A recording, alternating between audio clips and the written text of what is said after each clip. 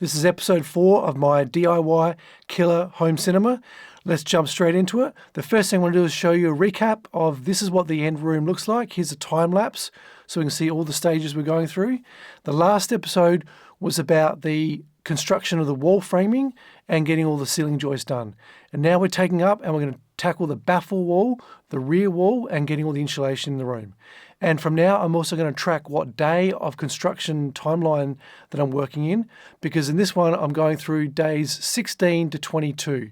And some of the videos are going to be running concurrently because different projects are happening at the same time within the room, but I'm breaking down the topics to individual items to show you how I did it. So hopefully you can start doing one of these in your room as well.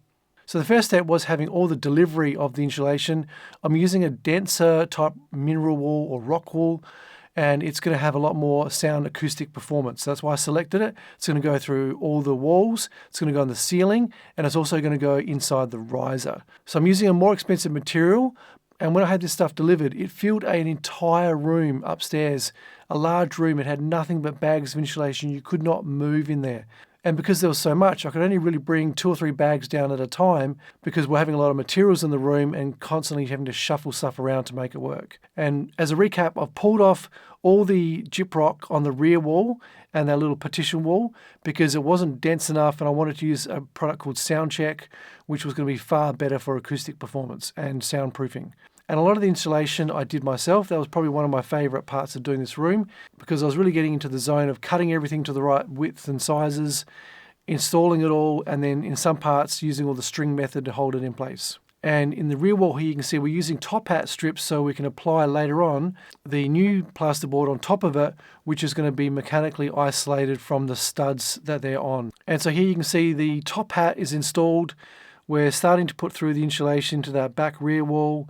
And the top hats are going to hold the gyprock called the Soundcheck on top of that, which is going to then have an isolation because there's a little rubber coil or rubber pad that's going to be used so that it's held off and it's not mechanically connected to the studs, and therefore the rear wall is now not connected to the stairwell. And that's really the goal of this part of the construction, is keeping those two isolated to stop hopefully the reverberations in the base from escaping through the room and through the direct contact through the studs.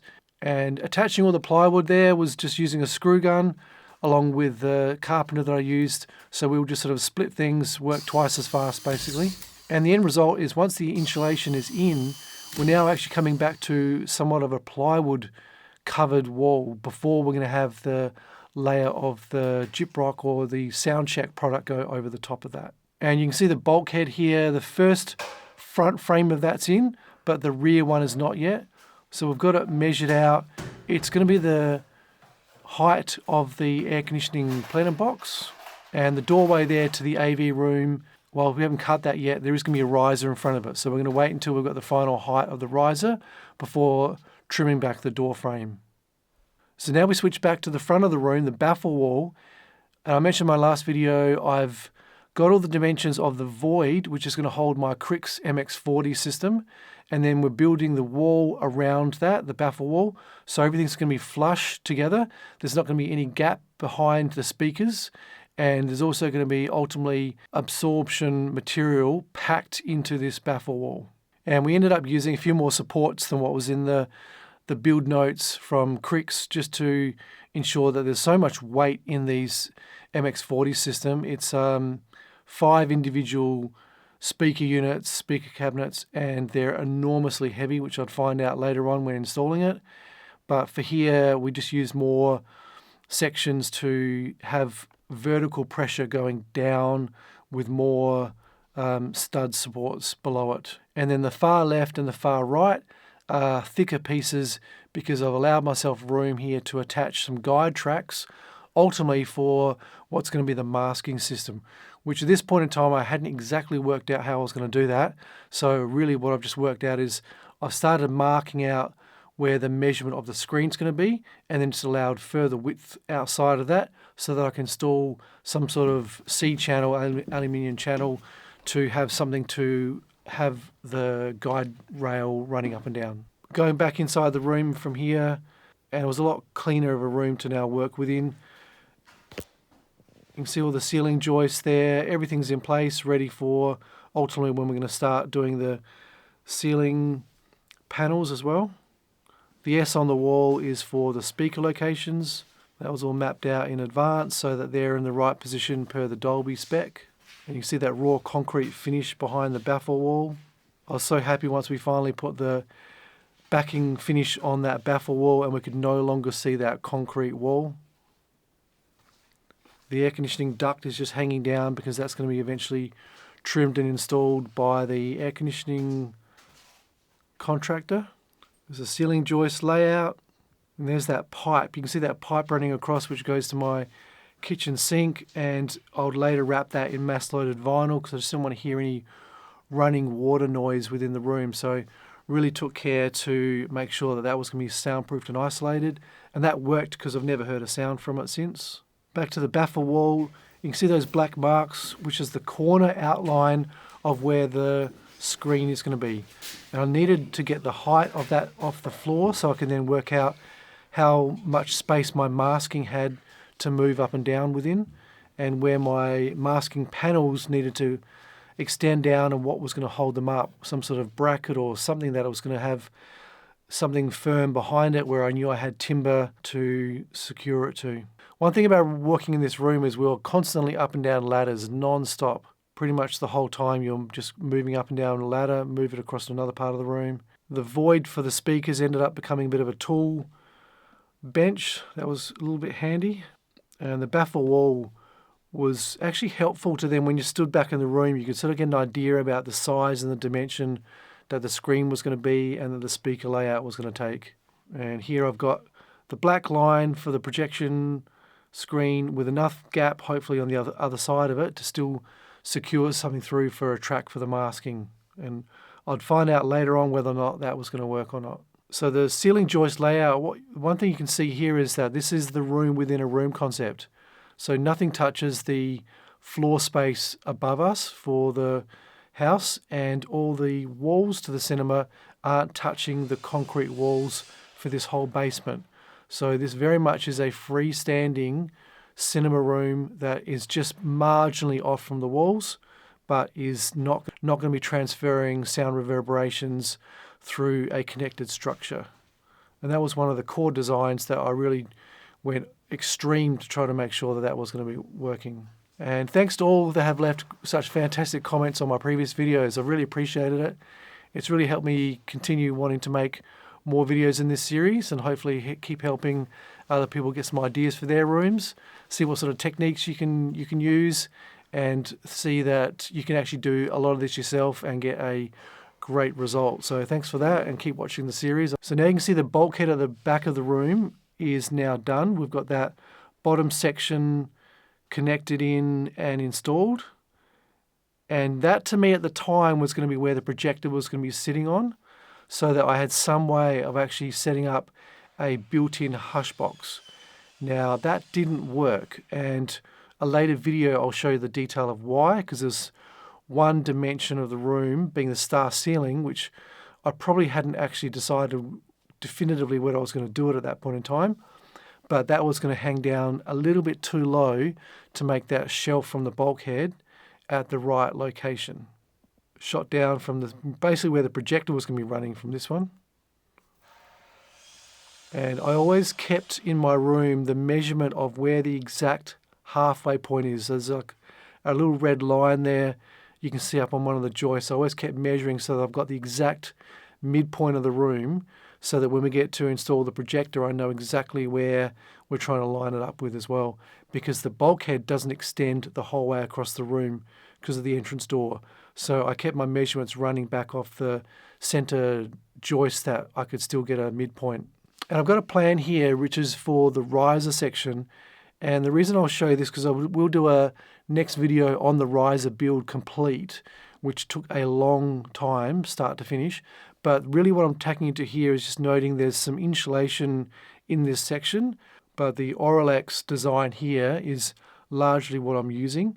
And that riser is somewhat of a freestanding riser. So within the room, this riser is going to be built to this rough specification, but twice as high.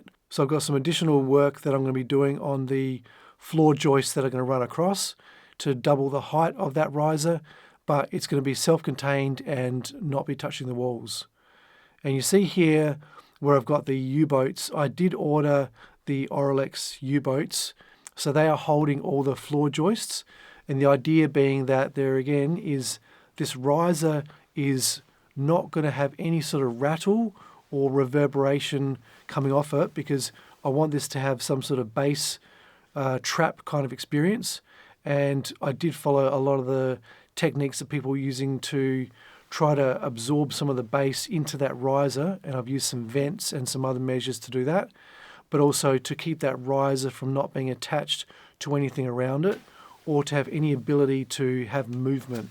So I'll be taking the lead on trying to identify how we'd be doing this, and then the carpenter would help me with just making sure we've got the right span width between the floor joists so that we're taking the right amount of weight, and the stability and the rigidity of the structure is got no compromise. And you can see in this Baffle Wall section here, for the first time we've now started to install the back of the Baffle Wall with the material which is the sound check, and we've started to line it all. So the green material you see is sound check. That's what we're going to be using to have on all surfaces in the room basically. Baffle wall, rear wall, sides, ceiling. That is very heavy when you see it in a single span of one sheet. It is enormously heavy to carry, and we're taking them all downstairs as well. So what we're now starting to see on the rear wall is there's a layer of mass-loaded vinyl. So remember the back wall before was layered with plywood, and then on top of the plywood I've got these rolls that we are installing of mass-loaded vinyl.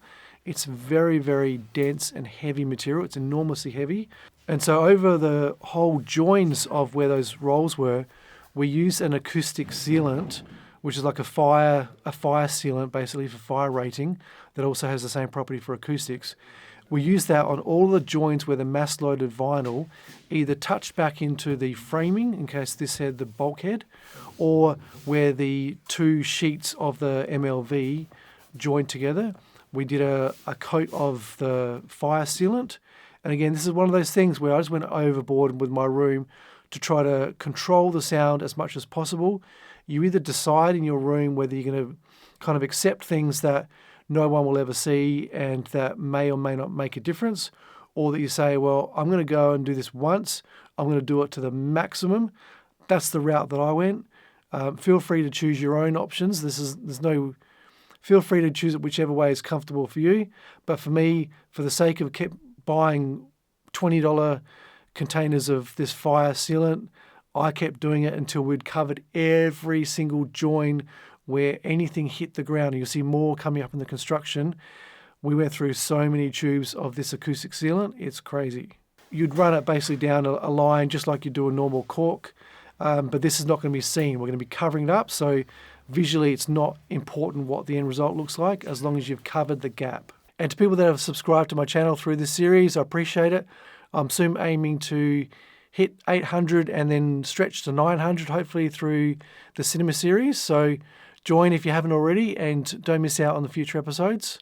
This next picture, though, is really where I try to capture the exact cross-section of what my rear wall looks like.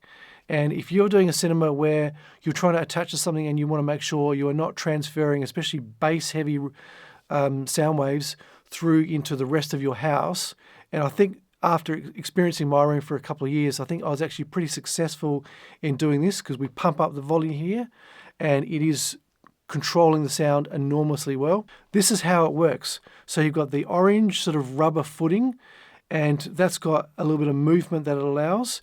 It's got the top hat attached on top of that. Then there's the ply, and I think from memory that's 12 mil ply or ½ inch. On top of that, we've got the mass-loaded vinyl, which was screwed in. And then on top of that, we've then got the sound check or the plasterboard installed over the top of that as the final finish, which is then going to be painted. Now, this next video looks like the actual acoustic sealant isn't there anymore, but what we've done is we've actually taped over it.